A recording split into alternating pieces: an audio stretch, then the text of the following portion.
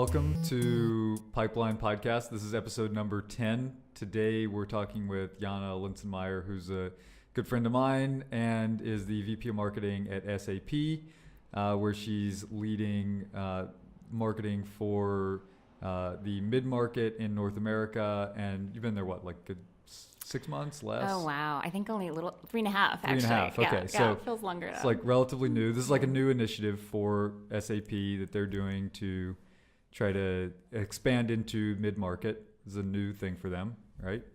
Yeah. Well, we actually have a lot of customers in that space. Okay. Actually, about 80% of our customers are mid-market. Oh, really? Okay. But we really hadn't put a lot of marketing behind that space because our bread and butter has always been in the large enterprise space. So. Right. So now that's like somebody woke up one day and was like, oh my God, all of a sudden all the money is, coming from mid-markets. Like maybe we should, put somebody in charge of that. Well, and that's yeah. And SAP has a much bigger portfolio that we, through acquisitions. Mm-hmm. We have a huge portfolio. We actually have a great offering for the mid-market segment. So lots of solutions, Concur, Fieldglass, SuccessFactors, all these great tools across many different line of businesses. And so many acquisitions that have happened, right? Yes. Yeah. So we have this great solution for mid-market. And so now we really want to put some muscle and make sure that the mid-market segment knows that SAP has a great solution for them. Yeah. So I really want to talk. That is really interesting because I'm sure that like trying to rationalize all those different brands is, tough. Yeah. Okay. I want to come back to that though, because first I want to just like hear, about your background. Like, how did you even get interested in marketing in the first place? Like obviously, you've climbed the ladder, so to speak, and we worked together at Nintex, right? Yeah.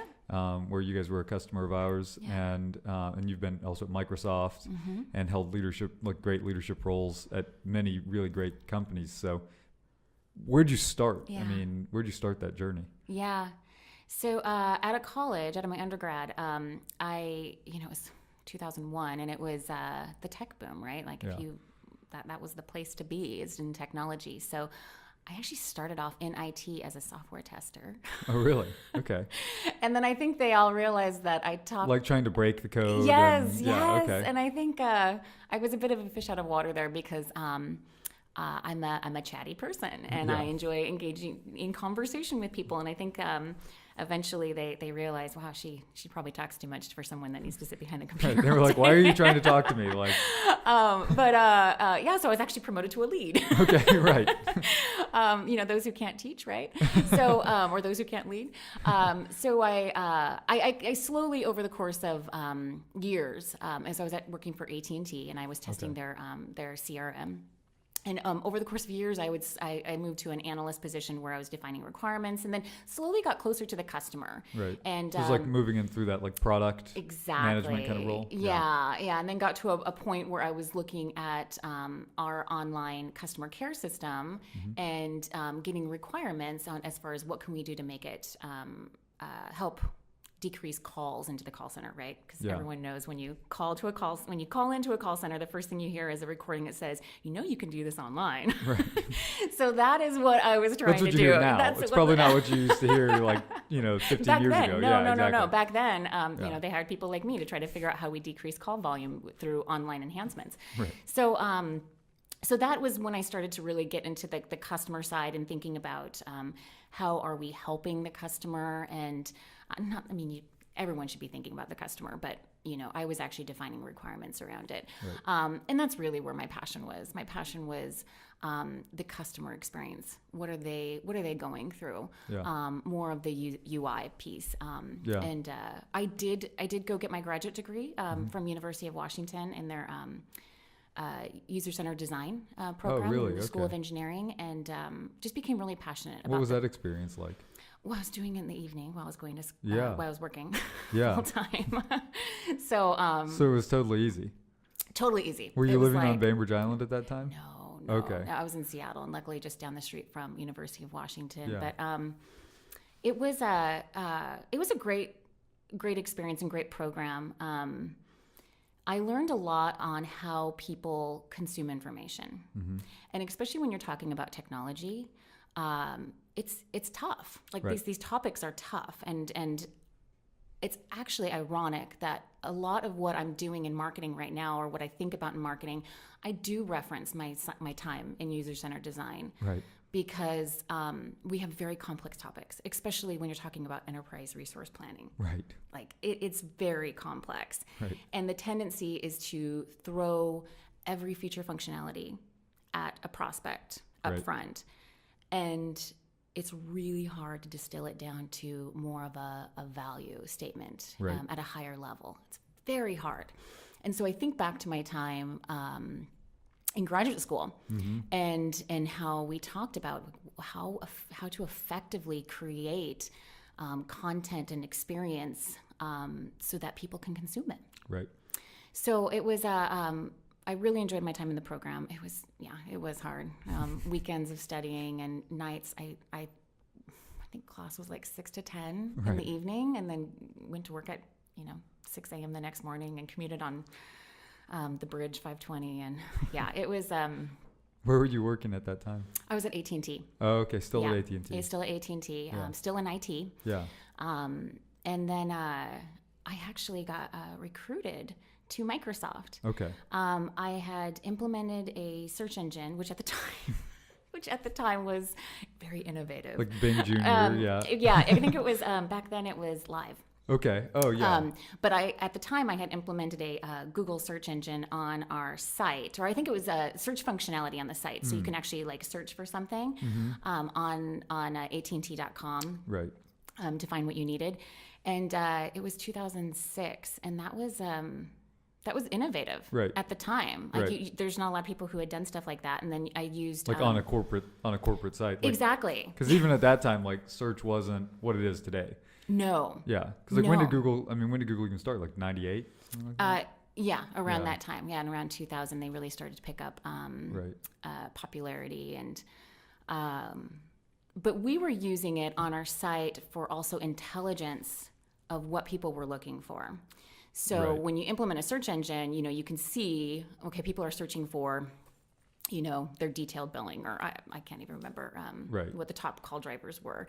And then we wanted to build Like, out. what's this charge on my account? Exactly. Or, Yeah. Usually it's around billing, right? yeah. So we could use that intelligence to help evolve the user experience, because if we know everyone's searching on this one thing, well, clearly it's hard to find, and that's why they're searching for it. It should be like front and center. Right. So that's how we were using it. And I got a call from a recruiter for Microsoft saying that they were building out a search advertising support team. That's Okay. a team that actually was supporting the advertisers who were advertising on Live. Oh, got it. And they asked if I was interested in interviewing, and I thought, oh man, I'm not a search engine expert. This is not like, there must be a mistake. I immediately went out and bought a bunch of books on search engine on search engines, and I was pretty upfront, like, hey, I'm not an expert on this. I just dabbled. And they still wanted me to come in, and I had the opportunity to interview with some amazing leaders at Microsoft who were really leading the charge in that area, which at the time was, they were really the underdogs at that time, because Google was huge. A lot of people hadn't even heard of Live, and certainly not Right. using it regularly. So it was really exciting to join that business and be part of building a team. So we were in a big company like Microsoft, but we were building this new business, and we grew very rapidly. And my team worked with the small to mid-size advertisers, Yeah. and that's really where I started to get experience with that segment, with that So you were audience. kind of like partnering with them? Yeah, well, we were supporting them. So I Yeah. was managing a support team. Yeah. So still not in marketing at this point. I was managing a support team, but we were supporting advertisers. Right. And, so like they're having an issue, yes. or Yeah. at that time they're like, just tell me what CPC advertising even is, right? Exactly. Yeah. It was new. Right. And a lot of times they need help setting up their campaigns. Right. And and we would help them do that. And then we would help them with reporting and insights and what's effective. And so it was a huge, obviously, learning experience for me to learn about CPC and even SEO.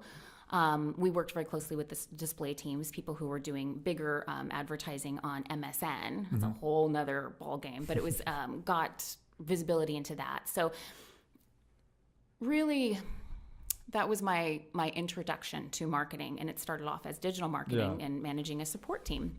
So you're like supporting the marketers, essentially. Exactly. Yeah. Yep, it's supporting the marketers, and I loved it. I loved it, and I love that we were supporting small to mid-sized businesses because, you know, some of these folks, like, they bet their mortgage on this, Right. and it for me personally, it gave a lot of purpose. Right. You know, knowing that we were actually helping impact people's lives and their businesses. Very directly. Directly, yeah. I know when you get up to these larger companies, you know, they're people like myself who is an employee of a company, and you know, if a campaign doesn't do well, it's like, oh, you know, better luck next time. But for these folks, they had a lot on the line, and it really made me feel committed to them. So it was great. It was a ton of fun. Building this team, it was just, there's a great sense of camaraderie and growth and just fun spirit of entrepreneurship. Is that right? It never sounds right to me. I know, yeah. That word has never come out of my mouth and then try easily. to spell it. Yeah, I cannot spell that for the life of me. I can't even spell it close enough to get spell check to work. Right. You know, I have that problem all the close. time. Yeah, with spell checks, like, I have no idea what you're going for here. Yeah, lost on that one.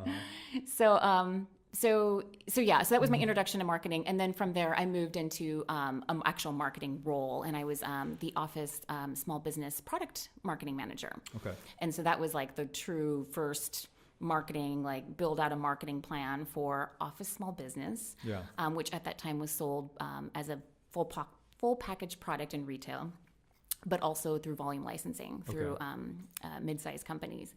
So that was kind of the first true marketing role, and it was so fun because I was able to really take all the knowledge from digital marketing and my own experiences to create a plan and work with retail teams and work with agencies to build out messaging, and it was just really fun to get exposure to building out campaigns end to end, and then of course reporting on them, right? And looking at effectiveness and so Did this this actually go anywhere? Exactly. Yeah. Exactly. Yeah. Yeah. And then from then on, I've been in marketing ever since. Yeah.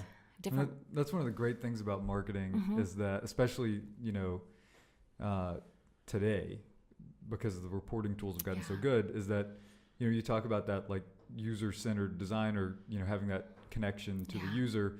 You can really tell, you know, with very high degree of feedback now, you know, whether you're touching that user in a meaningful way, right? Yes. Like, are we having the impact that we intended? Are they getting it? In a way that you almost can't with product design. Exactly. Yeah. And I think the future marketer, or even today's marketers, the ones that are coming out of school now, I think having a mind for analytics and research and I don't even a mind for it, a passion for it. Right. Like, you really have to be passionate about finding a story out of the numbers. Right. Is going to be so valuable. Yeah. So valuable, because that's constantly what we're doing, is looking at the numbers and the data to figure out what's working, what's effective, what's that right mix. And it's always changing. It's always changing. Yeah. Yeah. And it's variable depending on who you're talking to, who's your audience, what size business. You know, there's just so much going on, so many variables. Yeah. And the second you figured something out, other people start to figure it out. Yes. And then it stops working. Yes. Yeah. You know, and we were just talking about this at work the other day about like terms that get overused. Sure. And I'm actually trying to avoid saying any of those terms. I don't want to offend anyone who might have a marketing campaign and market using these terms, but there's just a lot of buzzwords, right? And buzz phrases, and you know, we'll start using a phrase thinking, oh, this is super innovative and it's catchy, and you know, 6 months, a year later, everyone's like, I'm so sick of hearing about this. Like, please don't say that again. So that's challenging too, right? From a messaging perspective. So after, so you left Microsoft obviously at some point. Yeah. Now you're at SAP. So I know there was a lot of stuff in the middle. I mean, Oh, just like 12 years. That's Yeah, all. yeah. We'll skip past that stuff. So tell me about your new role at Yeah. SAP. What are you doing there? Yeah. So I am leading marketing for North America targeted to the mid-market segment. So like I said, a lot of our business previously has been, or I should say a lot of our marketing previously has been targeted to large enterprise. Something that not everyone may know, I might get this stat wrong, 75 to 80% of the world's transactions run on SAP. Wow. The world's transactions. That's an amazing stat. It is. And a lot of it are these massive enterprises or governments or, like banks, exactly. Yeah, they're all running on SAP. But there's a huge opportunity for mid-market companies to leverage the same technology that has helped these companies become who they are today, or these companies grow with SAP, billion-dollar companies that grew up on SAP. There's an opportunity for these mid-market companies to actually to take advantage of our growing portfolio. We just purchased Qualtrics. Yeah. I think I heard about that. Yeah, there was a little blurb in the news about it. Pretty sure that was on the front page of the Wall Street Journal. That was a bold move. It's exciting. It's exciting. And, it's more, I'm not a Qualtrics expert, so I'm probably getting out of my swim lane here. But I did see the CEO spoke at our field kickoff, and it's just super exciting that to use analytics in improving the customer experience. So it's not just, reporting. It's like, how are you actually improving your customer experience by from insights? Right. So, but yes, that's a perfect example of like another product in the product portfolio that mid-market companies can take advantage of with SAP. And so, it's not your father's SAP. Yeah, it's not the SAP of yesteryear. And you mentioned a couple others. You said Concur, which is a Bellevue company here. Yeah. Success Factors, which I think is in the Valley, right? So there's several. Oh, you're going to quiz me on locations, Shoot, that's as far as I can go. Okay, so, I'm like, please don't keep saying. Yeah, I don't have the grade, the rubric somewhere to. I don't know. 3.5 months in. It's a huge company. Yes, right? a huge company, and adding. And you've made lots of these acquisitions. Lots, yeah, and we. From a mid-market perspective, we have a lot of solutions. We look at it by line of business, and a ton of great solutions around HR and employee engagement, customer experience, and marketing. And then, of course, our core ERP, which is really what our company's been built on. So, and analytics. We have a whole suite of analytics tools as well. So there's something for every line of business within the SAP portfolio for mid-market. Yeah. And how do you guys go about reconciling those things? I mean, because so at Avalara, we had a similar thing, right? We did a lot of acquisitions, not as many as SAP, but maybe not the same, volume in dollars, but still, nevertheless, we did quite a few. Absolutely, yeah. And so we ended up with, many different products that were focused on different either point solutions or different, market segments. Like, how do you guys go about reconciling those in terms of the, just the branding, cross-selling, all these different customer bases? Is that a challenge of the job? Yes, it is a challenge, that's for sure. It's really aligning these solutions to the audience. So not every product in the portfolio is going to be relevant to every purchase decision maker, right? Right. And so it's really looking at each decision maker and their role and what do they need, and then aligning a portfolio of products to their needs. And one of the things, and so it's not too product focused, and that's actually one of the things that I'm really trying to do right now in my role is it's so tempting to just lead with a bunch of products. Right. Look at all these products, and actually I kind of leaded with that in the conversation, look at all these look at all these products in our portfolio. But that's from a marketing messaging perspective, it's not, number one, it's not effective. And two, it's alienating, right? Sure. As a technology can be very overwhelming. Yeah. And even if we think about something like buying a car, right? I am not a car expert. If I walked into a dealership and they immediately started telling me about the intricacies and the feature functionality of a car, I would get overwhelmed. Right. And I'd probably just say, you know what, I don't have the mental capacity for this right now, and I'm going to go home. And it may not even be the car that you need. Exactly. Right. And I don't even know how to decipher all these things that they're telling me into what I need because they're not using my language. Right. They don't know what's you're trying important to sell me a Yeah. Ford Focus. I really want an F-150. Yes. Why are Yeah. you telling me about this other thing? And I may not even know what an F-150 is, but I might be thinking, you know what? I need something to keep my kids entertained on long car trips. Right. Sure. Like I need Nobody has that problem. I need the screens in the back, and that's the language I would use. I need the screens in the back of the car. Right. Show me what has that. Yeah, exactly. Let's filter by that. I don't need the fancy words for all the technology and so I use the car buying experience as an analogy because it's something that most of us have been through. And we all are kind of at varying degrees of knowledge and passion around cars, right? Mm-hmm. So same thing with our audience, especially if we're targeting someone who's non-IT. So if we think about targeting HR, an HR decision maker or a marketing decision maker, they may get overwhelmed with all the technical details. And so we can't lead with all these products and everything they can do. It's frankly inappropriate. Yeah. So one of the things that we're doing is really trying to better understand the pain points. Mm-hmm. What are you experiencing on a day-to-day basis? Right. Is the pain point that you don't want your CEO to get another customer complaint email? Mm-hmm. That's a pain. Mm-hmm. How can we help with that? Inventory management, that is a pain point. Right. Managing cash flow. Right. AR, AP, accounts receivable, accounts payable. Like these are all challenges that people face, and so we have to speak in the language that they are thinking in, right, and tie our solutions to that, and not overwhelm them with the massive suite of products that we have. Right. You don't want to say, "Here, let me give you every feature of exactly.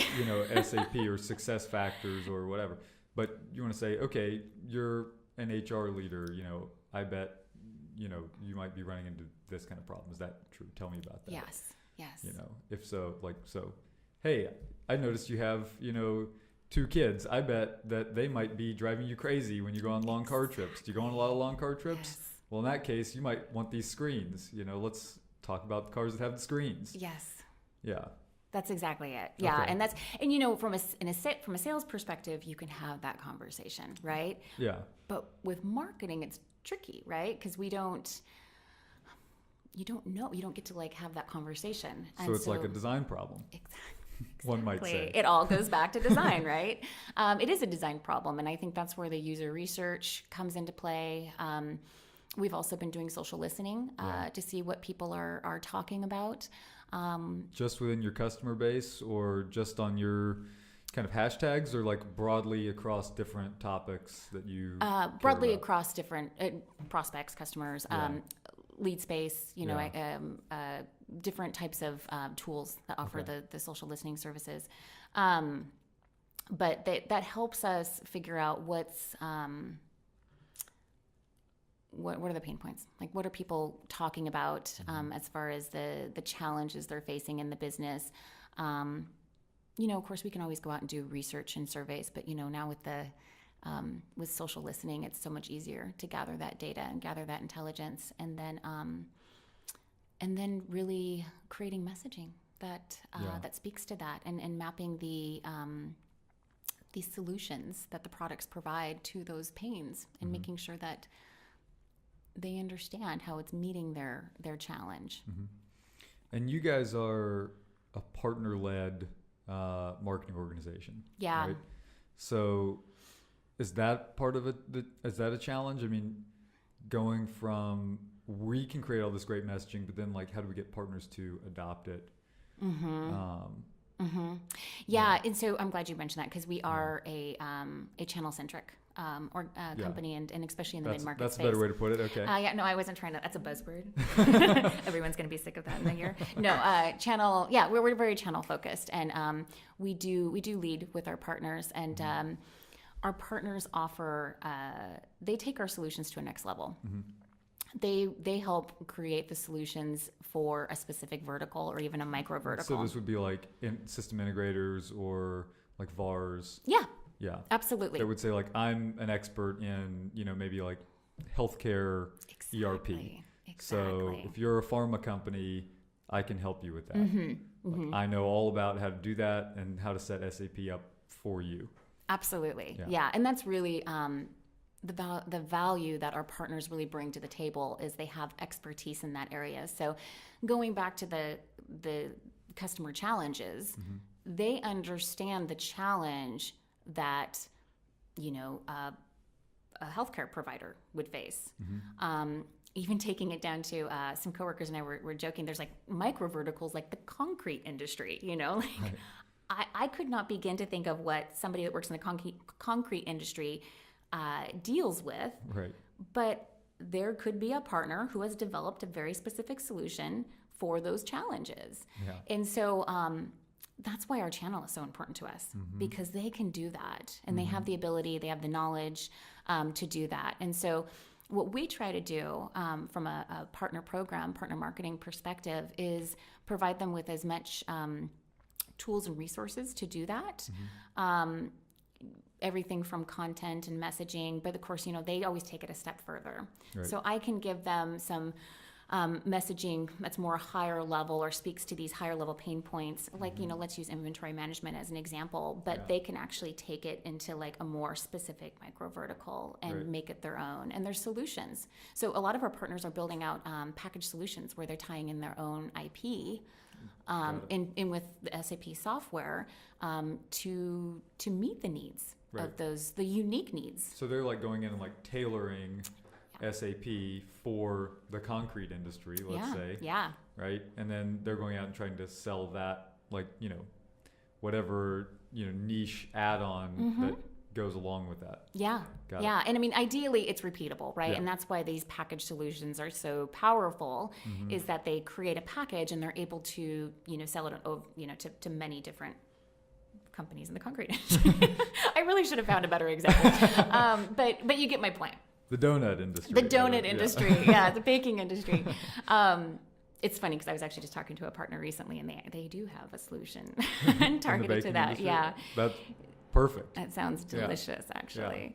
I But know. How come we didn't get into that business? I know. Oh, I think that would have been dangerous for me. Yeah, same here. But so the partners really do help extend the value and with these package solutions, it's also easier to market, right? If you have to create a custom solution for every customer you interact with, right? How do you market that? Right. It's like, well, it depends on, what your needs are, and we'll design this custom thing for you. But if you have these package solutions, you know what the value prop is of the solution, and you can get very specific and very targeted, and it's just much more easier to market. Right. Yeah, I mean, in a way, like trying to solve everyone's problem is just the same as trying to solve no one's problem. Problems. Yeah, it's so true. Yeah. That's the trend. The trend is that partners are becoming more competitive by differentiating themselves with vertical solutions through packaged products. Yeah, interesting. Yeah, it's exciting time. Yeah. And we're working on something with you guys as part of your partner program, right? To allow SAP partners to spend their MDF, BDF funds directly with Bonsai. Yeah. I don't know. Do you want to talk a little bit about that? Yeah, absolutely. Shameless, shameless plug here. Yeah. So. Well, and shameless plugs aside, it's extremely valuable, right? So one of the things that, like I said, we're a channel-led business. We want to support our partners with the tools they need to be successful. So we have something called a partner benefits catalog. And so it's a catalog that they're able to go out to and go through approved or vendors that SAP has selected for them to do a myriad of marketing activities with. One of the areas that our partners were struggling with was driving attendance to events. Field marketing. Field marketing, exactly. And so I had previously used Bonsai in past companies, and actually even for partners in previous companies, offering it up as a service. And so I had seen it be successful, specifically in situations where a partner is holding the same type of event in multiple locations. Sure. So kind of going back to that like packaged product, when you have your recipe of success. Yeah. For an event, and you just repeat that across the country. It's like, how do we scale this? Exactly. Right? Exactly. Yeah. And that's when I have found it to be the most successful, where, a partner will come to us and say, hey, I have this event series going on, but I just can't fill it. Right. What can you do to help us fill it? Right. Like we've developed this great content. Yes. For example. Yes. Like we're the market experts, whatever. Yeah. We've worked with you guys to build this great content. We have speakers lined up, whatever. Yeah. But now we need to drive the leads through it. Yeah, right. Absolutely. We need to drive attendees. And so that's when I have found Bonsai to be the most helpful in those types of situations, because it's I also think, and I'm curious to get your input on it, I think your callers get really good at the content, on the session content, right? If you just have the one event, that's great, but the more and more they promote this particular event, they get better at it, I would imagine. And so I think that running the same type of event, especially if it's a proven event, like your content's good, that your recipe is proven out. Right. Why not run it in multiple locations? Yeah, exactly. I mean, I think that's the biggest thing. Like, so for example, we see people do like imagine that you're doing a webinar. Yeah. And let's say you do 5 webinars and you notice that one of them, generates 2 or 3 times as many leads as the rest of them. Right. Mm-hmm. That's great. And so in webinar, you would think, well, how can I, run that same kind of thing all the time? Mm-hmm. In events, you have a different problem, which is you might say like, okay, great. Well, we know we've got this great content that's working. Yes. But now we need to actually like take this to a broad scale in the field. Exactly. And actually engage people in the field. And that means just different regions, things like that. So yeah, I mean, we see, where our customers are really successful is if they can find that like recipe that works really well, and then they can use our platform to take it to scale. Exactly. Do it in 5 or 10 or, whatever locations. And it gives them the time and the flexibility to focus more on the content, which is really, where they're the experts. Whereas what we do, it's a very, arcane type of thing, right? Yeah. It's like all these best practices, Yeah. all these things that go into it. Mm-hmm. So, building that catalog of best practices would be really tough, I think, for any individual, field marketing manager or marketing manager to do, because they're just not seeing hundreds and hundreds of events a year. Yeah. Right.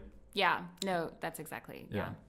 Yeah. And that's really why we wanted to add this as an offering to our partners.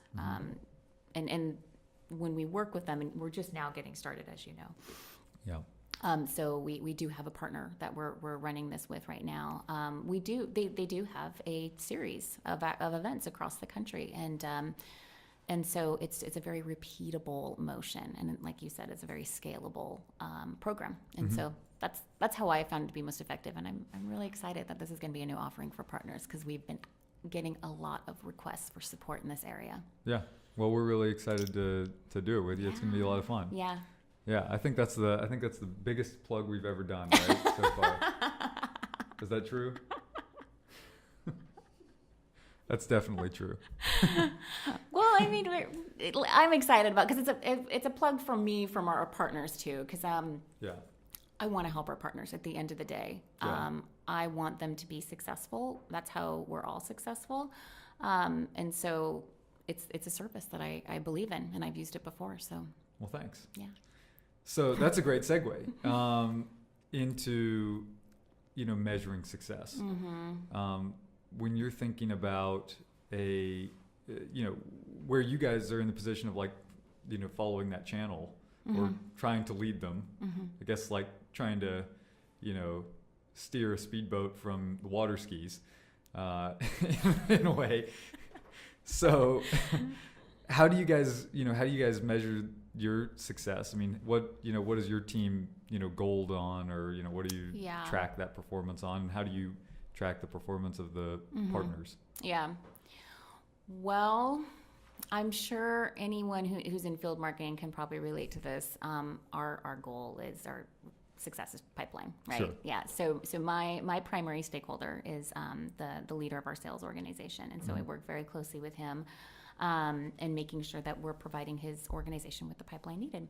Now, like I said, we're channel led, and so our AEs, sales folks, work hand in hand with the partners. They like partner up. Exactly. Yeah. Exactly. And so that's really where we help, or that's where we're trying to help do a little bit of matchmaking, right? Because we work with the partners from a marketing perspective. We are working with the partners. We're working with the AEs. And so we can help the AEs connect with the partners that have particular solutions that can support an account or a prospect that they're working with. So Got it. Essentially, the AEs can use the channel as an extension of them. So like you might say, hey, this AE is working on this lead that's a baking company. Yes. We got away from the concrete. Yeah. Good move.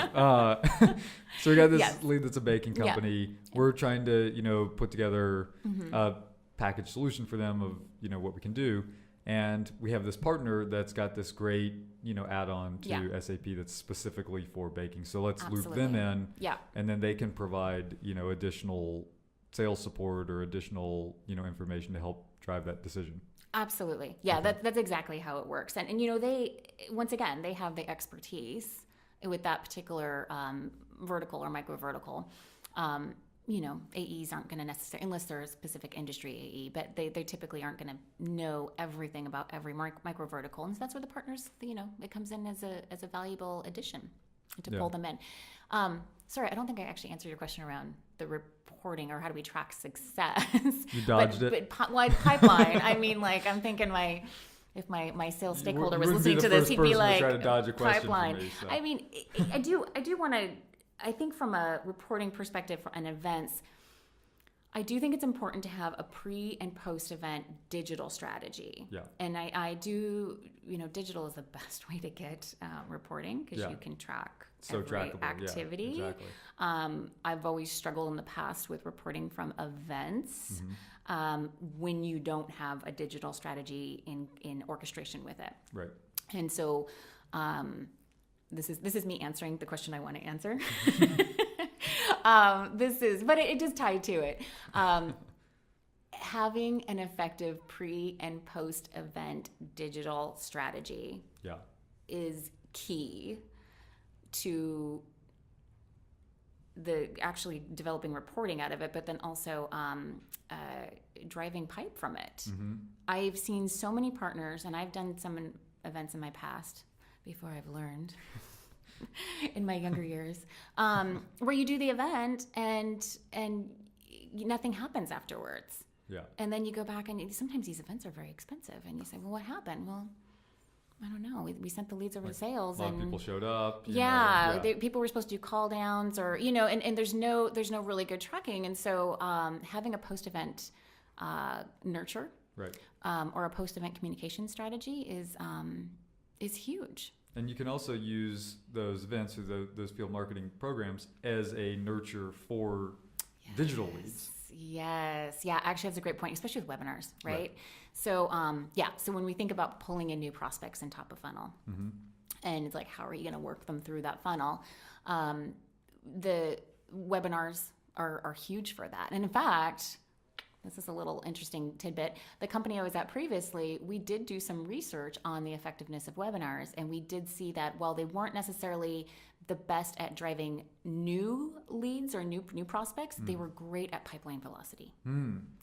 So we actually saw that leads would get worked through to closed faster if they attended a webinar.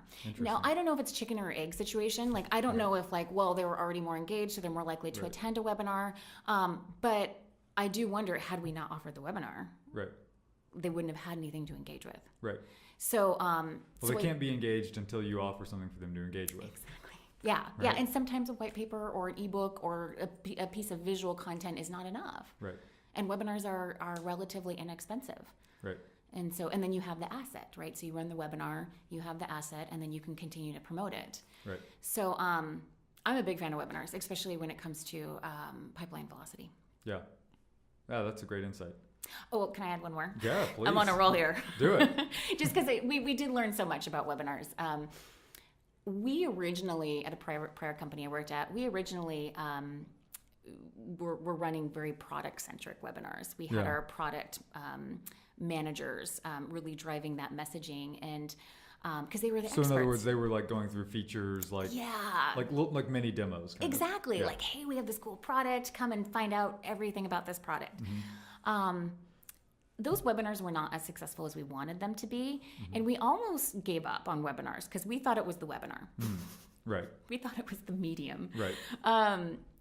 And we started talking to the sales team, specifically the inside sales team, and they were just like rolling their eyes at us. They were like, seriously? Like, what people want to talk about are these other topics, and this is what I get calls about. Like when I'm on the phone with these folks, these are the things they're talking about. Right. And so tying back to the pain points, right? Going to them, meeting the prospect where they are, using their language, and so we said, well, great. What would you talk about? What if we had you guys run a webinar? Right. And they jumped at it. They're like, great, we're going to do it. So we had a sales. We would have a sales rep team up with a pre-sales technical person, and we would have the salesperson talk about those pain points, like, hey, you're probably experiencing these and these and these things. Here's how we can solve it, and then we'll show you a little sneak peek of the product, and you can see how it's doing that.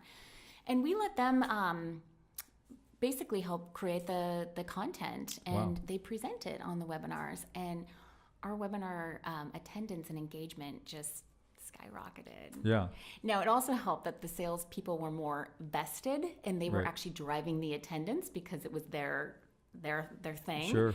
But it was a big turnaround for us in running webinars. Is having the sales team heavily influence what we talk about. Like really forming that true partnership with them, where you're not just saying like, where you're not just saying you're going to be the consumer of the pipeline. Yes. But now, like, you're actually part of the content too. Yes. Yeah. Yeah, and we're all in this together. Right.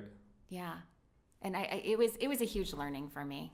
Yeah. I really do think getting sales involved in those types of, and they love it too, right? Because it's also selling at scale. Yeah. Like, in fact, that's the conversation I had with one of our sales leaders.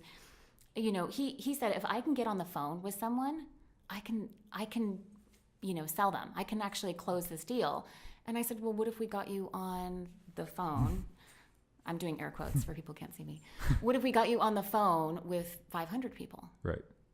Could you close, once again, air quotes, close them? Because the closing may be just getting the next appointment or getting, moving the prospect further down the pipe. And he said, yes, I can. And so we tested that out and started putting our best sales folks on these webinars. And it was really effective. Yeah. That's great. Very engaging. I've never heard of anybody going to that extent. Yeah. Like usually there's like a Chinese wall. Yes. Right? Mm-hmm.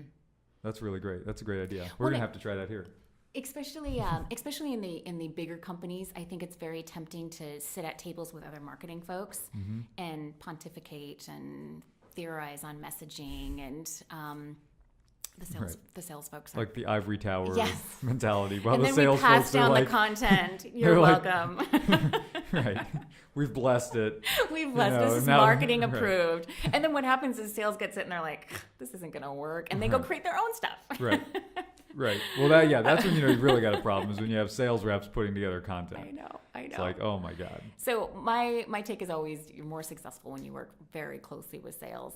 It's just better for everyone. Yeah. Yeah. When you can have that like tight partnership. Yeah. Yeah. That's a really great insight. We're in it together. I mean, when you're talking about demand gen marketing, it's basically selling with words and pictures. Right. Well, and it goes back to what you said earlier about the pipeline, right?